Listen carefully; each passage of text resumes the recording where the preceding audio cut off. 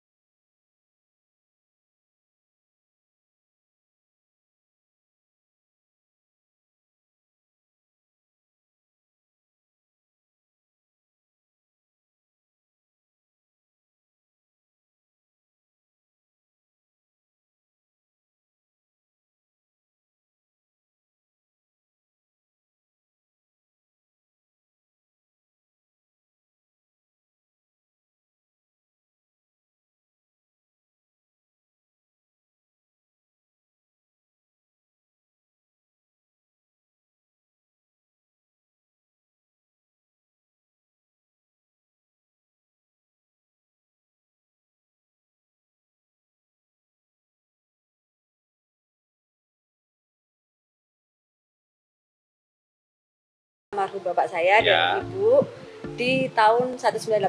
Nah, 1985. Nah, kita sudah ada di Jogja. Berarti bener toh kawaan toh. Nah, awal mulanya itu dulu ibu kan usahanya di truk ya, ekspedisi barang. Oh, tracking. Ya, terus akhirnya diajak oleh yang di yang PO Pancasari. Ya. Itu ayo kita coba yuk ke bis. Akhirnya ibu mau. Awal mulanya itu ibu itu mencoba merubah chassis truk ke bis. Ya. Dulunya ibu cerita, dulunya ke Laksana ketemu Pak Iwan ditolak. Waduh, pernah ditolak sama Laksana? Karena nggak mau dari chassis truk dirubah jadi bis. Oh gitu, masalahnya seperti itu. Jadi memang Laksana itu dari dulu, dari tahun 80-an itu udah bikin bis ya. Dan sampai sekarang pun kita konsisten, Laksana itu konsisten karena bikin bis harus dari chassis bis. Ya. Memang gitu. karena awal mulanya kan ibu coba-coba dulu. Kita bermula dari chassis truk, kita rubah. Yang menolong itu dulu ABC, karoseri ABC di Magelang. Oh akhirnya dari situ mulailah ibu cari chassis bis beneran. Nah baru kerjasama dengan Laksana sampai saat ini. Berarti itu mulai masuk Laksana tahun berapa Mbak Ika? Sekitar 86 apa ya? 86. Oh, 1 tahun kemudian. Ya, sekitar itu. 1 tahun kemudian masuk ke Laksana dan jadi pelanggan setianya Laksana sampai saat ini. Terima kasih sekali loh Mbak Ika. Sama-sama. Nah, untuk yang dulu jadi bibit kawitnya, yang jadi armada awalannya, itu sampai sekarang masih ada? Masih. Itu pakai apa Mbak Ika? Dulu dari truk apa ya? Istilahnya dulu apa ya? Bilang truk bagong ya, 911. Ya kalau nggak salah ya. Ya 911. Nah, kalau nggak 911 truk Mercy bagong, Mercy nonong itu. Ya, Mercy nonong itu terus diubah yang sampai saat ini pun masih kita simpan. Oh masih disimpan. Sebagai tetenger awal mulanya jadi kenang-kenangan sebagai tonggak sejarahnya Tamijaya dulu seperti apa, unitnya masih disimpan sampai sekarang. Nanti kita lihat ya unitnya seperti apa gitu. Nah kalau dulu main bis ini awal mulanya apa sih Mbak Ika yang melatar belakangi kok akhirnya dari truk ke bis gitu? Ya itu awal mulanya itu diajak sama Bude yang Pancasari itu. Terus ibu juga merasa bahwa kok apa ya, tertarik ya kayaknya di bis gitu loh. Karena di truk itu ya memang tingkat risikonya lebih kecil. Cuman ya mungkin zaman dulu ya Mas. Kita bicara zaman dulu pendapatannya jauh kalau sama bis. Oh gitu. Ya ceritanya. Tapi kalau sekarang beda cerita. Beda cerita. Ini gara-gara corona tapi. Nah, dulu waktu pertama kali bikin bis itu melayani pariwisata atau sudah trayek? Awal mulanya kita di pariwisata. Setelah itu kita ada trayek pertama kali itu Jogja Purwokerto Cilacap. Jogja Purwokerto Cilacap. Tamijaya melayani Jogja Denpasar mulai tahun berapa Mbak itu? 95-an. 95. Nah, dari 95 sampai sekarang ini sudah mengoperasionalkan berapa banyak armada? Kalau dulu awal-awal kita bisa sehari jalan 2. Dari jalan 2. Ya. Dulu kan juga belum terlalu banyak ya Mas. Ya. Nah, kalau sekarang ya jenengan sudah tahu sendiri lah. Kita setiap hari kita satu jadi kita crash. Tapi dengan adanya kita Februari awal kemarin meluncurkan Suite Class ini. Itu sebelum corona kita tetap sehari 2, satu eksekutif, satu Suite Class. Gitu. Nah, okupansinya sendiri kalau untuk Suite Class ini gimana Mbak Ibu? Suite Class bagus sih ya. Jadi awal kita launching itu juga pengenalan, terus banyak sudah penumpang-penumpang yang beralih karena Suite Class tidak kalah dengan pesawat ya Mas. Ya kan, karena sekarang apalagi dengan adanya bandara kita yang di Jogja itu kan sekarang jauh ya, gitu. Harus ke arah Purworejo. Nah kan orang juga sudah makan waktu. Ya mereka lebih pilih ke prefer naik bis Suite Class. Dan di samping itu layanannya di dalam Suite Class ini memang sudah seperti pesawat bisnis kelas ya, Mbak Ika ya. Dan ditambah ini Mas, sekarang kan jalan tol ya. Nah kan lebih lancar. Kita masuk ke Denpasar juga sudah pagi, nggak kayak itu. Terlebih lagi kalau seperti bis Suite Class ini kan protokol kesehatannya jalan banget ya Mbak Ika ya. Karena bukan hanya social distancing tapi physical distancing. Karena setiap unit itu punya bilik masing-masing, jadi setiap penumpang satu bilik ada jaraknya dan ada penutupnya gitu. Nah, okupansinya untuk Suite Class sendiri gimana Mbak Ika? Kan pemerintah ini kan selama masa pandemi ini menerapkan aturan maksimal di 70% ya untuk bis-bis yang standar yang biasa. Tapi mungkin kalau seperti Suite Class ini karena sudah physical distancingnya jalan banget nih. Itu kita okupansinya gimana? Kita tetap di 21 seat. 21 seat berarti full seat. Full seat. Tapi tetap aman ya karena itu tadi. Nah, kemudian dalam masa pandemi seperti ini, dalam kondisi seperti ini, selain Suite Class, Mbak Ika juga ada unit yang bangkunya satu gitu. Ada, yang eksekutif kelas. Eksekutif kelas itu dulunya kita bangkunya kan 22 Mas. Totalnya itu okupansinya 30. Karena corona pandemik ini kita juga mengikuti anjuran pemerintah harus physical distancing, kursinya jadi satu. Sekarang okupansinya cuma 22. Jadi memang benar-benar 70% juga. Benar-benar ketemu 70% dan physical distancing juga tetap jalan. Gitu.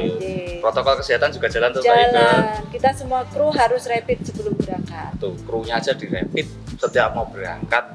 Bayangin, sudah pasti terjamin keamanannya di dalam bis. Gitu ya Mbak Ika ya. Nah, itu salah satu komitmen para pengusaha industri bis, khususnya juga Tamijaya untuk mendukung pencegahan pandemi corona. Gitu. Nah Mbak Ika, ini kan selain bis lainnya ini sekarang jalannya cuma Jogja Denpasar. Hanya Jogja Denpasar. Sedangkan Tamijaya dulunya awalnya pariwisata ya. Dan sekarang pun masih ada unit pariwisata. Iya, kita fokusnya lebih ke pariwisata. Cuman di masa pandemik ini corona ya benar-benar kita tiarap. Kita bubuk di rumah.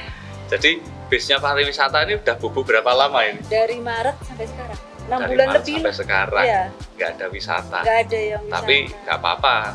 Yang penting bisnya tetap jalan gitu. Dan bisnya pun jalan dengan itu tadi, menerapkan protokol kesehatan gitu. Nah, saya pengen ngerti nih Mbak Ike, Tamijaya ini kenapa dinamakan Tamijaya dan logonya ini filosofinya bagaimana?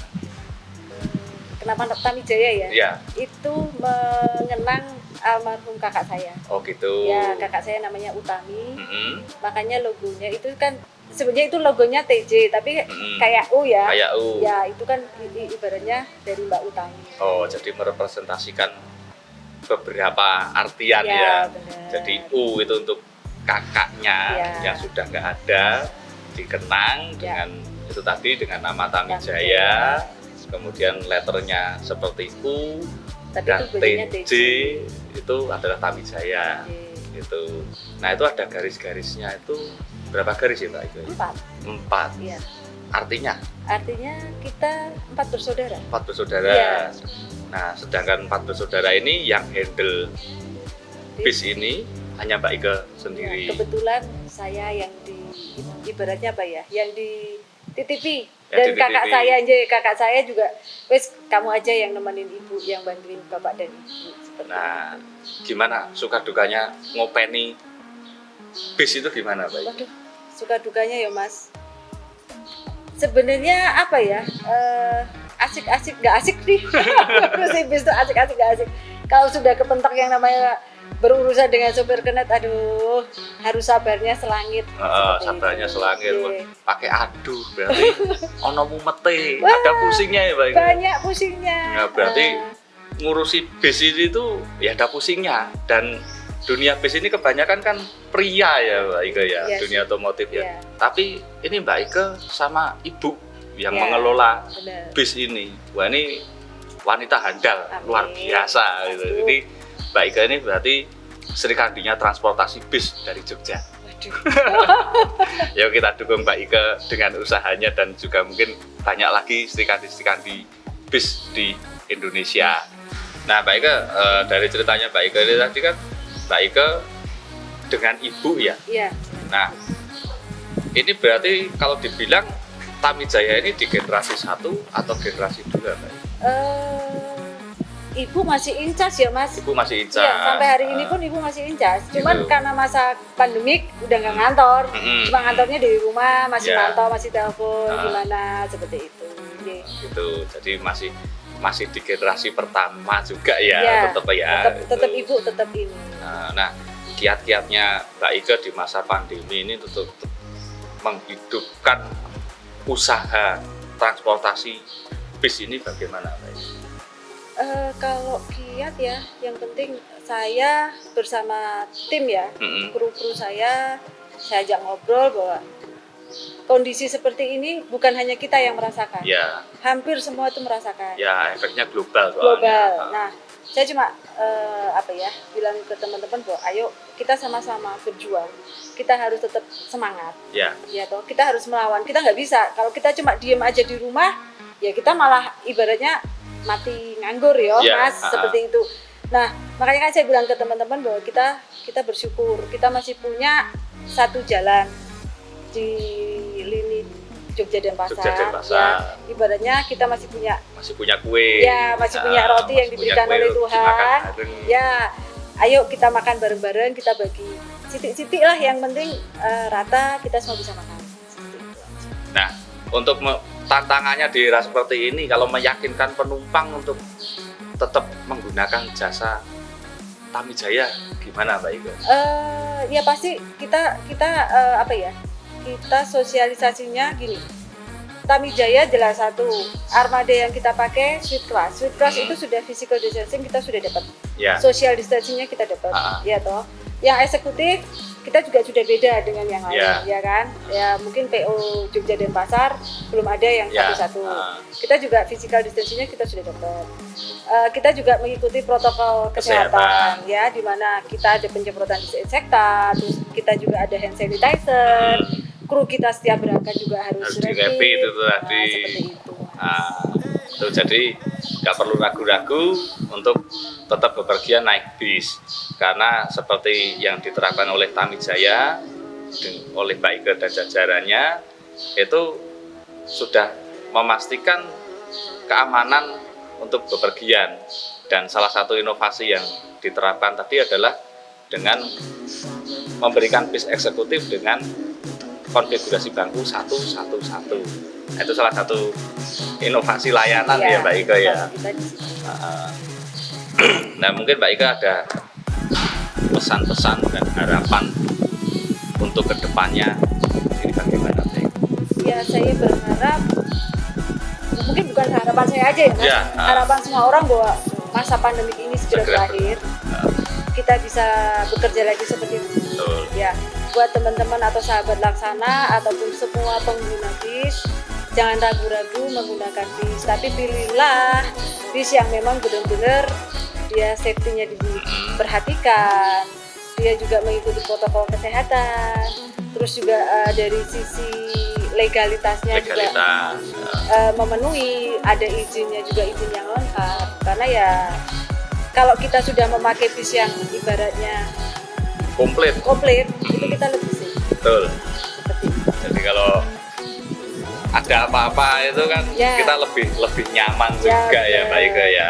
Dan krunya pun juga membawa kendaraan kalau kita sudah komplit itu lebih mantep. Lebih nggak takut lah. Ya benar deh, seperti itu. Gitu. Nah sahabat Laksana, kira-kira seperti itu bincang-bincang kita dengan Mbak Ike dari Tamijaya. Terima kasih sekali waktunya Mbak Ike, dan semoga Mbak Ike dan Tamijaya tetap semangat seperti logonya yang merah itu merepresentasikan semangat dan keberanian ya Mbak Ike ya, untuk tetap melaju di masa pandemi ini. Dan juga untuk sahabat Laksana, juga para pengguna bis, jangan khawatir untuk tetap menggunakan jasa bis, karena bis-bis di Indonesia ini semua sudah menerapkan standar protokol kesehatan, dan naik bis itu selalu aman, nyaman, dan penuh sensasi. Bukan begitu Mbak Ike ya? Ya, terima kasih sekali waktunya Mbak Ike, dan kita akan berjumpa lagi di Laksana Jalan-Jalan sesi berikutnya. See you.